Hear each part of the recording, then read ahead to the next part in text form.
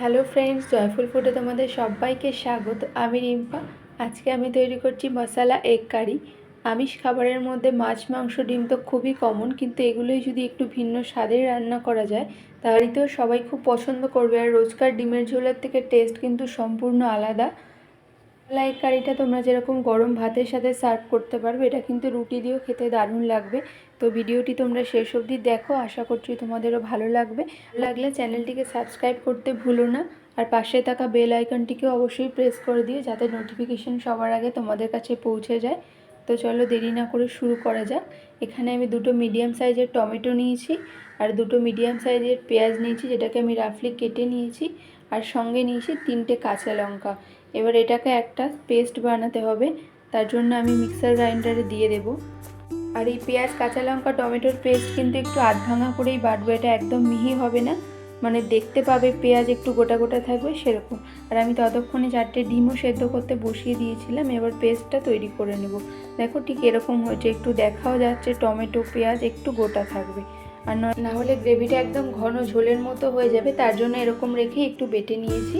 আর আমার ডিমগুলো সেদ্ধ করা হয়ে গেছে। ততক্ষণে আমি ডিমগুলোকে একটু ছুরি দিয়ে চিড়ে দিচ্ছি যাতে মশলাগুলো ঠিকঠাকভাবে ডিমের ভেতরে যেতে পারে।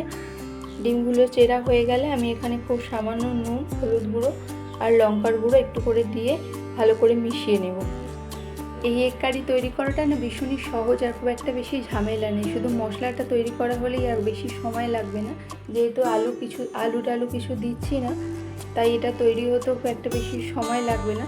তোমরাও যদি হাতে কোনো দিন কম সময় থাকে তাহলে এরকমভাবে একদিন তৈরি করে দেখতে পারো। এটাকে তো অবশ্যই ভাজতে হবে, তার জন্য আমি একটা কড়াইয়ের মধ্যে ছোটো চামচের 1 চামচ তেল দিয়ে দিয়েছি। আর এটা সর্ষের তেল। তেলটা একটু ভালোভাবে গরম করে নেওয়া হয়ে গেলে আমি ডিমগুলোকে ভাজবো। তবে খুব একটা বেশি কড়া করে ভাজবো না, খুব হালকা ভাজবো।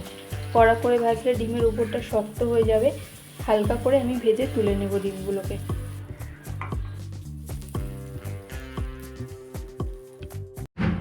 এবার কড়াইতে ওই তেলের মধ্যেই আমি এখানে আরও 3 টেবিল স্পুন তেল দিয়ে দিয়েছি। যেহেতু রান্নাটা একটু স্পাইসি হবে তাই তেলটা একটু বেশি দিলাম।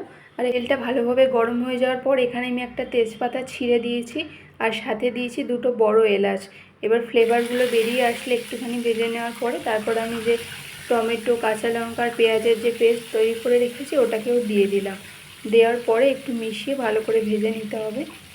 যেহেতু রান্নাটা পুরোটাই কষানো হবে তাই অনেক সময় ধরে ভাজবো না। এটা আমি 2 মিনিট সময় ধরে একটু ভালো করে নেড়ে ভেজে নেব। তারপরেও তো আরও মশলা দেবো, তখনও ভাজা যাবে। জল যেহেতু খুব একটা বেশি দেবো না, তো এখন একটু ভেজে নিচ্ছি আমি 2 মিনিট সময় ধরে। কালারটা চেঞ্জ হতে এখানে আদা রসুন বাটা একসাথে বাটা ছিল, এটা আমি 1 চামচ দিয়ে দিলাম। দিয়ে আরও 2 মিনিট সময় ধরে আমি পেঁয়াজের সাথে ভালো করে মিশিয়ে নেব।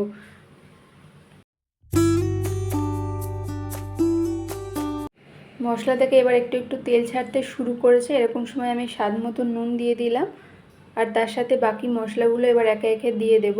এবার এখানে আমি 1/2 টিস্পুন পরিমাণে দিয়ে দিলাম লাল লঙ্কার গুঁড়ো, আর তার সাথে 1/3 টিস্পুন দিয়ে দিলাম জিরের গুঁড়ো, আর 1/2 টিস্পুন দিয়ে দেবো ধনের গুঁড়ো। জিরের গুঁড়োর থেকে ধনের গুঁড়োর পরিমাণটা একটু বেশি দিয়েছি। আর এখানে কিন্তু আমি হলুদ গুঁড়ো দিইনি, ডিমে শুধু মাখিয়েছিলাম।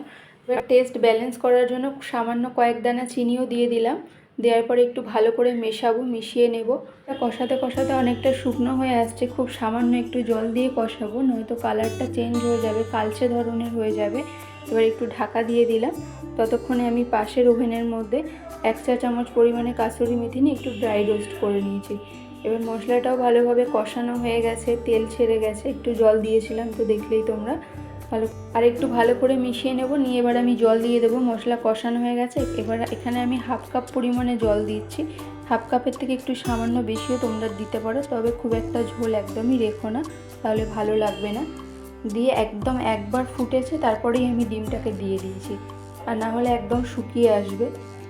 ড্রাই রোস্ট করা কাসুরি মেথিটা ঠান্ডা হতে আমি একটু হাত দিয়ে একটু গুঁড়ো করে নিয়েছি, দিয়ে ডিমের ওপর দিয়ে ছড়িয়ে দিলাম। সে ফ্লেমটাকে মিডিয়াম টু লোতে রেখে আমি 5 মিনিটের জন্য ফোটাবো। 5 মিনিট হয়ে গেছে, আমি ঢাকনা খুলেছি, কালারটাও সুন্দর এসে গেছে, ডিমটা অলমোস্ট হয়ে গেছে। এবার সবার শেষে আমি এখানে 1/3 টিস্পুন বাটার দিলাম। তৈরি হয়ে গেল মশালা এগ কারি। তোমাদের যদি ভিডিওটা ভালো লাগে তাহলে একটা লাইক করে দিও, আর কমেন্ট করে জানিও কেমন লাগলো।